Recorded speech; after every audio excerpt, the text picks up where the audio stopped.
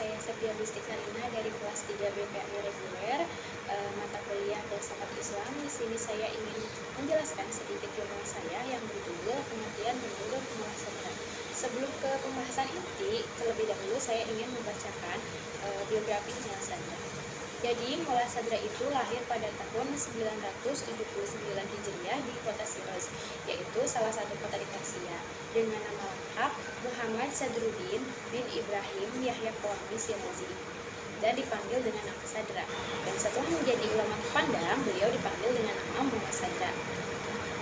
Ayahnya bernama Khwaja Ibrahim bin Yahya Qawmi. Dan juga keluarga Mullah Sadra itu adalah keluarga yang terpandang di Persia saat itu, karena keluarga Mullah Sadra ini adalah keluarga ilmuwan dan pemuka agama. Pada masa kanak-kanak, Mullah Sadra sudah terkenal dengan kejeniusannya. Mullah Sadra juga tidak hanya mengenyam pendidikan formal, tetapi juga non-formal yang dididik secara khusus dengan didatangkannya guru-guru. Pada saat itu, Mullah Sadra mampu menguasai berbagai cabang ilmu. Pada usianya yang ke-20 tahun, Mullah Sadra sudah menguasai pengetahuan intelektual yang melebihi dari guru-gurunya. Dan oleh karena itu juga, Mullah Sadra berkeinginan untuk melanjutkan pendidikannya tidak hanya di Shiraz, tetapi juga di kota lain. Dan Mullah Sadra ini memilih kota Qazwin karena beberapa ilmuwan dan ulama besar tinggal di sana. Pada usia sekitar 30 tahun, Mullah Sadra dan keluarganya pindah ke kota Qazwin karena pada saat itu gubernur Shiraz diangkat menjadi raja Persia pada saat itu, dan pemerintahan pun berpindah ke kota Qazwin.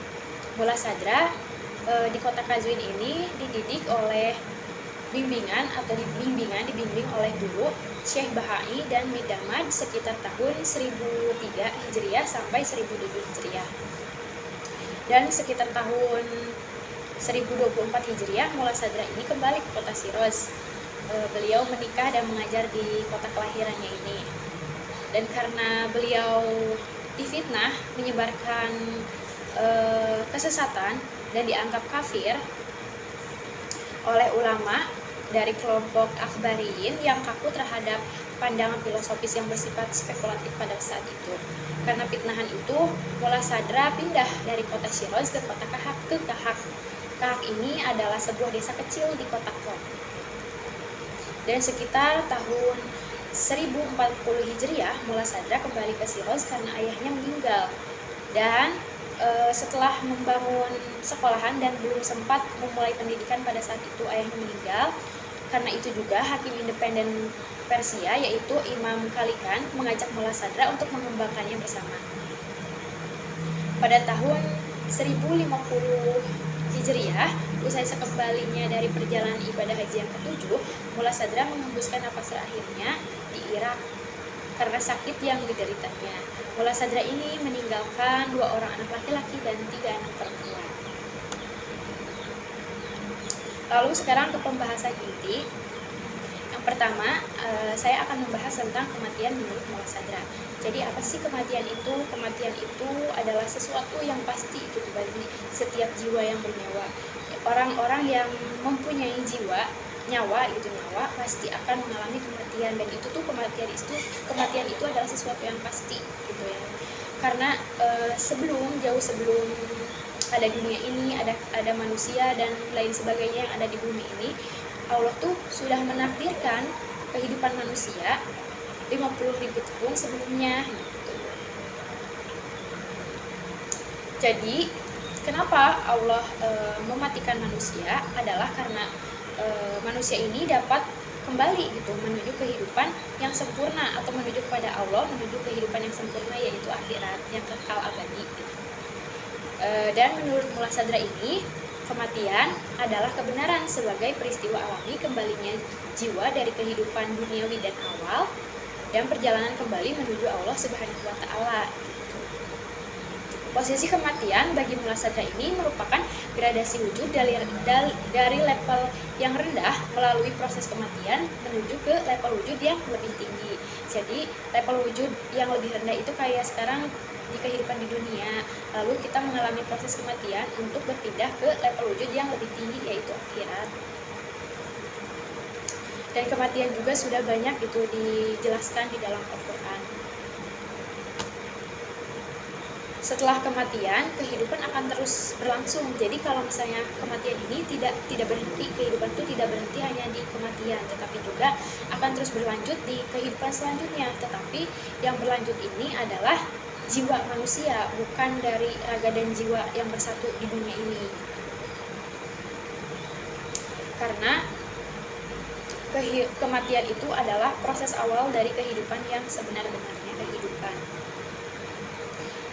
Yang kedua, saya akan membahas ini tentang proses kematian setelah terpisahnya jiwa dari raga. Setelah jiwa meninggalkan raganya, itu yang dinamakan dengan proses kematian. Raganya akan hancur dan terurai lagi menjadi materi, tetapi jiwanya mengalami kehidupan berikutnya.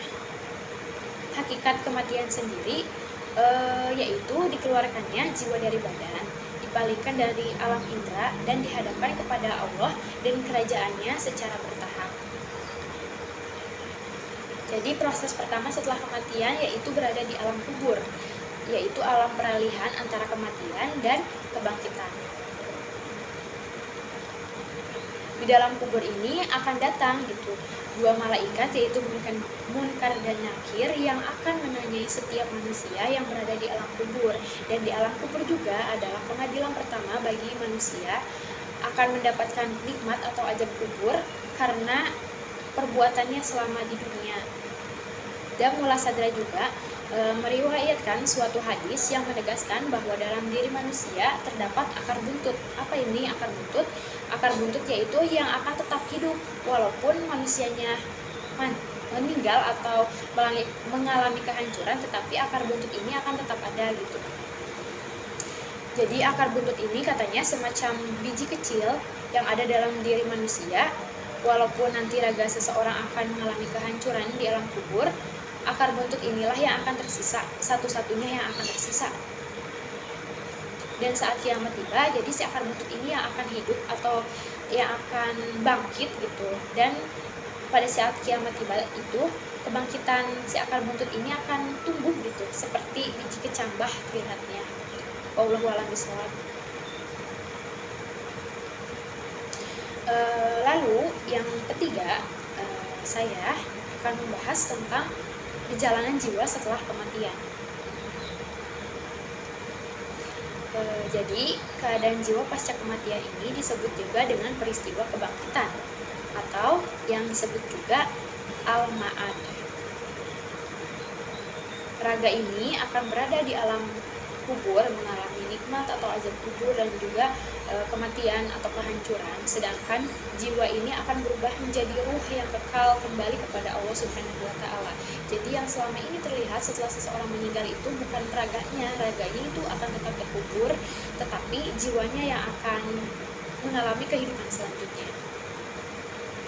Bagi Mullah Sadra, jiwa setelah terpisah dari raga tetap memiliki keterikatan tertentu dengan raga, tetapi bukan dengan bagian materinya. Karena setelah terpisah, jiwa tetap membawa daya estimasi atau wahmiyah yang melakukan persepsi terhadap beragam makna parsial secara substansial dengan format fisik melalui daya imajinasi. Jadi setelah meninggal ini, manusia ini akan tetap memiliki daya imajinasi yang ada dalam jiwanya. Jadi tidak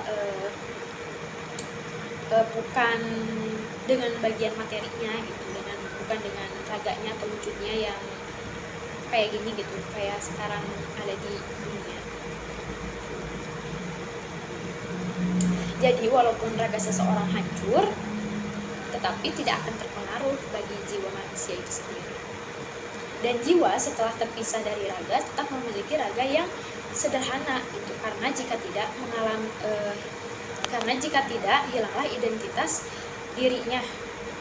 Mullah Sadra juga berpendapat bahwa tetap dalam raga manusia pasca kematian adalah daya imajinalnya, karena daya imajinal ini adalah bentuk terakhir dari daya-daya yang berkembang pada diri manusia itu sendiri. Dan juga setelah mendapat pengadilan pertama, manusia akan tetap berada di alam barzah sampai hari kiamat tiba. Lalu pada saat itu manusia tetap akan mengalami seperti tetap kehidupan di dunia. Jadi pas meninggal itu manusia ini akan terbangun, seperti terbangun dari tidurnya, dari mimpi-mimpinya gitu, akan terbangun. Tetapi sebenarnya dia sudah berada di alam yang lain atau di alam barzah ini. Alam barzah merupakan alam yang asli daripada dunia yang fana ini, tetapi juga adalah alam yang rendah dari alam yang lebih tinggi, yaitu akhirat. Dan setelah hari kiamat tiba, manusia akan dibangkitkan kembali. Lalu setelah itu manusia akan melewati beberapa tahap kehidupan selanjutnya untuk berada di kehidupan yang kekal abadi, yaitu akhirat. Pada akhirnya kehidupan abadi manusia akan dimulai setelah hari kiamat tiba. Setelah itu perjalanan manusia menuju Sang Pencipta akan dimulai melalui tahapan-tahapan yang akan dilalui manusia itu sendiri, mulai dari dibangkitkan setelah hari kiamat. Lalu manusia akan digolongkan menjadi dua golongan, yaitu golongan kanan dan golongan kiri. Yaitu kalau misalnya golongan kanan adalah manusia yang baik dan golongan yang kiri adalah manusia yang berbuat keburukan.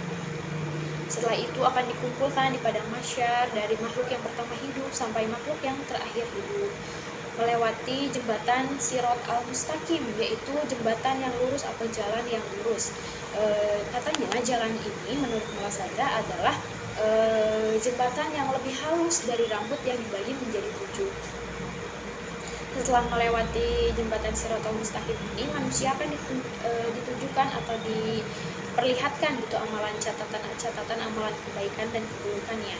Apabila manusia itu baik, maka dia akan menerima dari kitab atau lembaran dari sebelah kanan.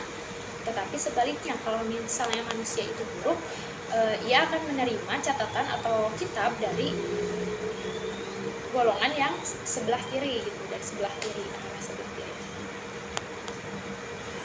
Dan itu juga disebut dengan Yaumul Hisab.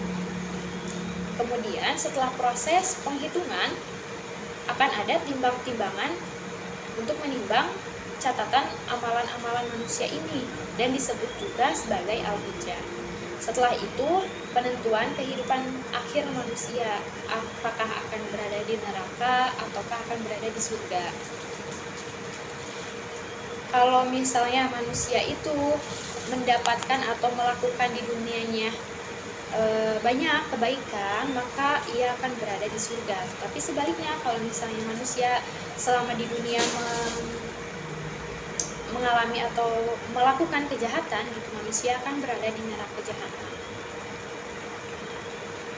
Dalam Al-Quran juga surga digambarkan sebagai tempat yang indah, yaitu taman surga yang katanya di dalamnya mengalir banyak sungai-sungai.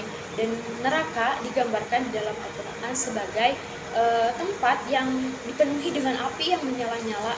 Apinya ini adalah untuk membakar setiap manusia yang memiliki banyak dosa selama di dunia. Mulassadra juga menggambarkan sifat surga sebagai tempat keabadian dan keselamatan. Jadi katanya di surga itu tidak ada kematian, tidak ada kelemahan, tidak ada kesakitan, tidak ada derita, tidak ada kesulitan, tidak ada kehilangan maupun kelenyapan. Jadi mereka yang akan berada di surga adalah mereka yang akan tetap kekal abadi gitu. Dan neraka juga menurut Mulassadra itu menggambarkan sifat surga, yaitu tempat di mana penghuninya berada dalam kehinaan, penderitaan, lalu kesedihan, kesakitan, kelaparan, kehausan, dan lain sebagainya. Mulassadra ini menggambarkan sifat neraka ini adalah khusus untuk orang-orang yang berbuat dosa dan musyrik. Jadi adalah neraka tempat yang sangat mengerikan yang digambarkan di dalam Al-Quran, yang digambarkan sifatnya menurut Mulassadra itu adalah hal yang mengerikan. Segitu yang dapat saya sampaikan dalam jurnal saya ini. Apabila terdapat kesalahan dalam ucapan dan juga perkataan saya memohon maaf yang sebesar-besarnya. Terima kasih sudah menonton. Wassalamualaikum warahmatullahi wabarakatuh.